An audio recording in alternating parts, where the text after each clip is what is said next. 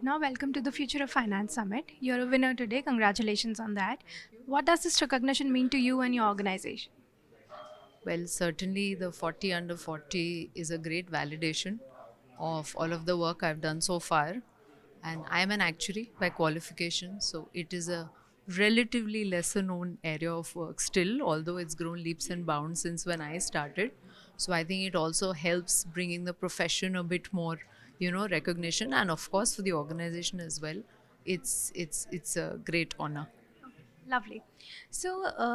AI and data personalization have made inroads these days. So, how is the finance industry, the CFOs, how are they leveraging it in their daily processes? Okay. So in insurance, of course, AI has developed a lot over the last couple of years. So while in India, of course, the journey is still long, but globally, insurance is increasingly getting embedded in ecosystems, where it's sort of picked up as an offering rather than a standalone product. So AI is, of course, a very, very big part of, the thought process in companies today about how to leverage it, etc.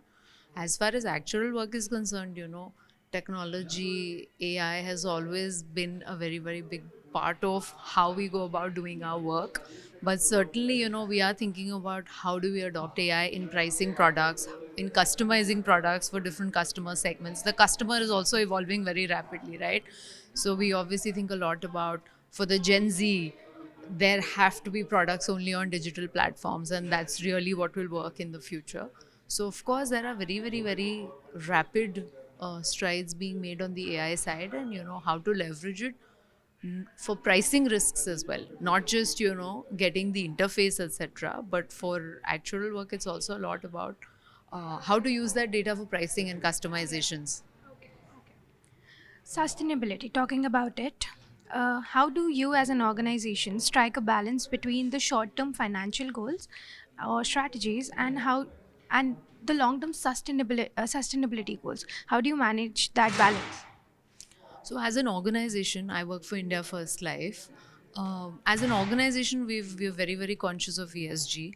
We have a plethora, we have an ESG policy in place. We have a plethora of ESG activities that are undertaken.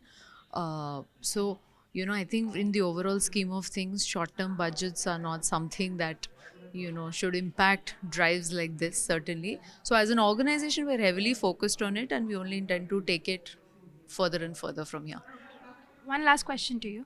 How do you see the 2025 financial landscape, and what is your organization that is seeing as opportunity or as a challenge?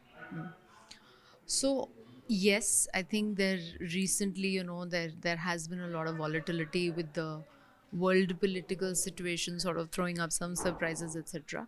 As an industry, I work for life insurance. Life insurance is an industry where deepening penetration continues to be the thrust. And considering that the product, by nature is a long term product, there is a need for insurance, there is a place for insurance in everyone's lives. So the all of this interim volatility, it's part of the business. It is not something that we see as dramatically impacting our growth plans or development plans. As an industry, there is a lot of room for insurance to grow, within the larger savings segment. There is a lot of room to bring in new products, like I spoke about earlier, according to the new customer segments. So we see this growth momentum being maintained. And also there have been a lot of changes in the insurance regulatory landscape in recent months, which the industry is realigning to. Having said that, we continue to see that as an industry. We don't see, these interim movements as creating any fundamental changes to the growth plans. Thank you so much for your time, ma'am. It was lovely talking. Thank you. Thank you.